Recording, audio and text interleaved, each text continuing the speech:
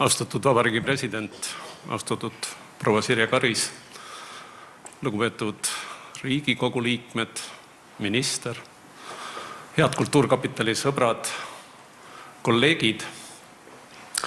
Mul on tõesti erakordselt suur rõõm tervitada teid kõiki siin ja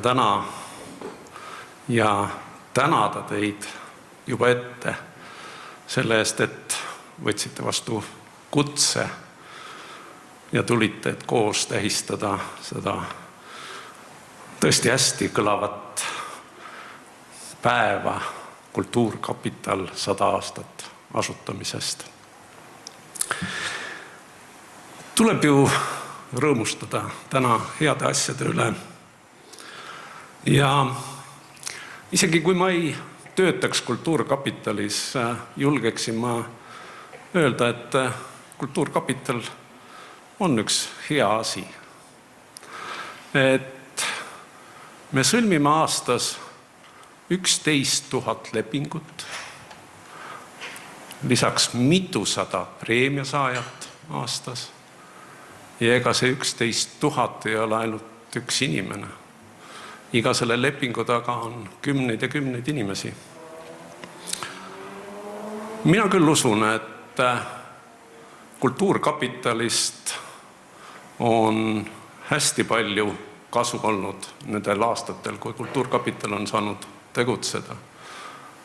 Palju raamatuid on kaante vahele saanud, palju tekste on ära tõlgitud, palju teatrietendusi on tänu Kultuurkapitalile jõudnud välja tulla, palju kontserte, ja seda lõputult võiks jätkata seda loetelu.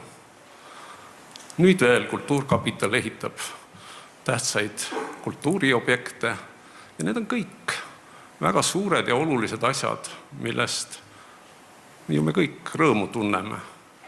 Nii et meil on põhjust täna pidutseda, rõõmu tunda ja et mitte nii lühikese kõnega välja tulla, siis ma natukene räägin Kultuurkapitali ajaloost. Ma tean, et meil on täna veel teisi kõnelejaid ja ma ei tea, kui palju nemad räägivad ajaloost, aga ma siiski riskin ja ma mõned märksõnad ajaloost hästi lühidalt toon teieni. Miks ma seda teen? Minu käest on küsitud, päris mitu inimest on küsinud, et mis pidu see õigupoolest on see Kultuurkapital 100. Et tegutses ju Kultuurkapital pärast asutamist kõigest 15 aastat. Ja sellestki 15 aastast viimased 2 aastat oli ta puhtalt presidendi kultuurirahastu ja ennem seda juba 33. aastast üsna selgelt riikliku kontrolli all. Ja siis tuli 50 aastat pausi, või tegelikult isegi rohkem, 54 aastat, et mida te siis õigupoolest tähistate. Aga vaadake, kui ei oleks 100 aastat tagasi olnud neid tublisid kirjanikke, kes Kultuurkapitali ellu kutsusid, Douglas, Tammsaare, Semper, siis ei oleks olnud 74 aastat hiljem võimalik näitleja Tõnis Rätsepal seista Teatriliidu aastakonverentsi kõnepuldis ja kutsuda inimesi üles Kultuurkapitali taasasutama. Ainuüksi sellepärast oli juba Kultuurkapitali asutamine oluline ja tähtis. Kõik sai alguse ühest väga lihtsast nõudest. Riik peab kirjanikule maksma õpetajaga võrdväärset palka, piiramata nende vaimuvabadust, nõudmata vastutasu loomingus. See oli aastal 1919 Kirjanike Liidu esimesel kongressil välja öeldud. Ja tänu ennekõike Douglase visadusele jõuti Kultuurkapitalile aluse pannud seaduseni 5. veebruaril 1925. Ja see 1925 aastal vastu võetud seadus oli ju väga selgelt algul loomeinimestele orienteeritud ja kõik tundsid selle üle algul rõõmu.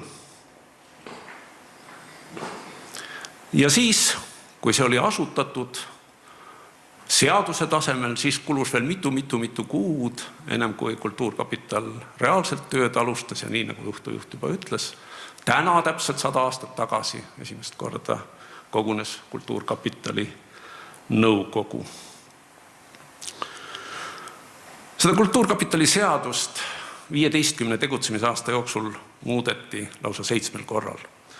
Ja ega ükski neist seaduse muudatustest ei teinud toona asja paremaks. Kõik need seaduse muudatused tähendasid Kultuurkapitali autonoomia vähendamist ja bürokraatia suurendamist. Kui päris esimestel Kultuurkapitali tegutsemisaastatel pidi valitsus ainult formaalselt kinnitama, kuulake, pange tähele, valitsus pidi kinnitama, mitte Kultuurkapital ise, vaid valitsus pidi kinnitama Kultuurkapitali raha jagamise otsused. Ja see ainult süvenes. Peagi hakkas president isiklikult, haridusminister isiklikult sekkuma raha jagamisse. Ja nii ta läks. Ja selle bürokraatliku hierarhia kätte libiseva otsustamise kartuse või eelaimuse võttis kokku väga prohvetlikult juba 27. aastal Anton Hansen Tammsaare, kes toona kirjutas: kes pillab veel vaimu ja aru, kui Kultuurkapitali triikraud on selle kaineks ja siledaks triikinud, kirjanikest kodanikud teinud. Ja just nii läks. Aga mõelgem teistpidi. Kõige selle teadmine, kõige selle tundmine ajaloost, see kogemus lasi meil aastal 1994 kokku panna seaduse, mis kõiki neid ohte püüdis vältida. Ennekõike poliitilise otsustamise ohtu, aga sündis midagi nii head ja nii ägedat, et seda kadestavad pea kõik teised riigid meie ümber. Kultuurkapitali positiivsetest külgedest võiks pidada pika loengu. Aga ma toon välja ainult ühe. Me ei ole kaasa läinud moodsa aja jampsiga. Me ei ole otsuste tegemisel läinud liialt bürokraatlikuks, mida on teinud kõik naaberriigid ja tänu sellele käivad lõputult kohut. Meie siin veel usaldame omi eksperte ja nende otsuseid, ilma et iga otsus tuleks kirjalikult ära põhjendada. Ehk tõesti, me peame olema tänulikud neile, kes asutasid 100 aastat tagasi Kultuurkapitali, aga võib-olla me peaksime veel rohkem ja kindlasti olemegi tänulikud neile, kes peale asutamist tegid ära kõik need vead, millest me 94. aastal ja enne seda saime õppida.